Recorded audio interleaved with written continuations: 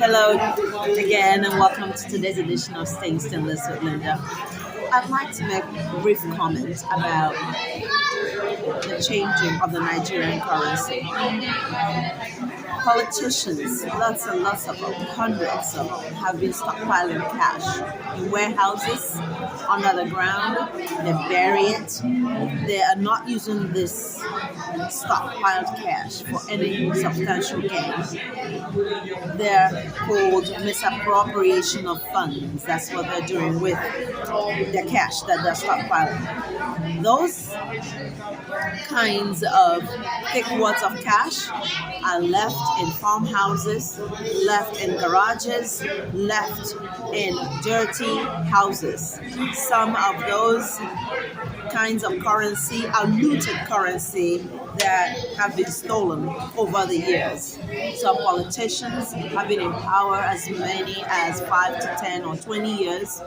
They return through the old boys club and they simply do nothing with the cash.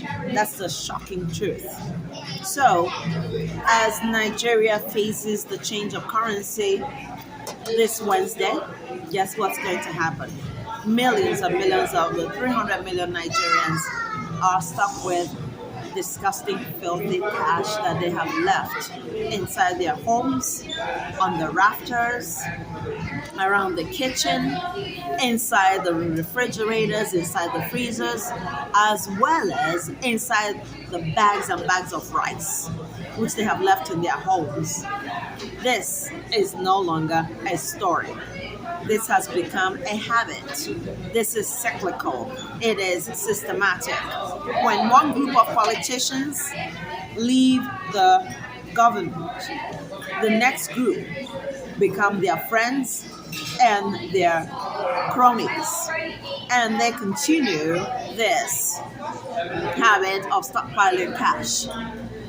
Why are the roads not built? Why are the hospitals not equipped? Why are people being chained to their beds? Because the politicians who are in power, or who you vote into power, usually take their money abroad. Some stack them up in Swiss banks, or they go all over the world, in England, Canada, or wherever, to buy as many as 80 flats. 80 flats. 80 apartments with your money. Some buy private jets, some hide them in offshore accounts, while the masses starve. So, what's going to happen when the money gets changed? As soon as the money gets changed this Wednesday, thousands, hundreds of Nigerians are stuck with cartons and cartons of rotten cash. The cash is eaten by ants. Some of the cash has been eaten by insects. So, here are 5 tips on how not to stockpile cash. Number 1, vote the right people into government. Do not vote your cronies and your chums and your best friends and your relatives. Vote people with an agenda. Vote people that will not defraud you. Vote people that have a conscience. Vote into power those that will look after you. Vote into power those that are interested in your schools, keeping the schools open and helping youngsters retain some knowledge. Vote into power those who will stop the killings. Vote into power those who will stop domestic terrorism. If you want happiness in your country, make sure that you return to farming. And as such, get rid of the weapons, the AK-47s, disarm all the groups. Disarm the groups. Stop the native doctors from telling you that you need your mother's body parts to get rich, that you need to join a gang to get rich, that you need to stockpile more cash in order to get rich. Nigeria has seen a lot of filthy cash being wasted. Some of these cash are stockpiled inside a big tanker truck, and they stay outside The tanker trucks are, of course, outside. It's not weatherproof, it's not sunproof, it's not rainproof, it's not windstorm proof, and it's not flood proof. Why so much waste of resources at a country where the per capita income is about only $2,000 per year? That is approximately 50,000 naira. There are people who make only 50,000 naira a year. There are those who only live off 5,000 naira a month, while the rest stockpile cash.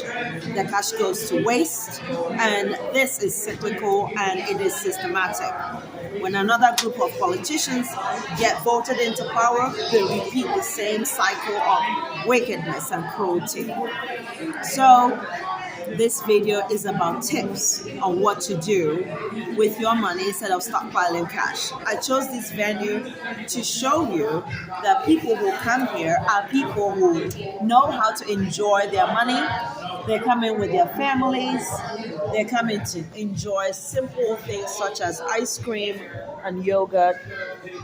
This place is called the Gelato Spot. They come in and they enjoy their money. They don't stockpile cash while others starve. And this is the end of today's edition of Staying Stainless with Linda. Join me next time for an update on how the new currency is going to look like and what people are doing with it, and who lost all their cash while they stockpiled it inside a trailer or inside a barn house or inside a farmhouse, while insects and crickets eat up all the cash. Stay stainless. Thank you for watching.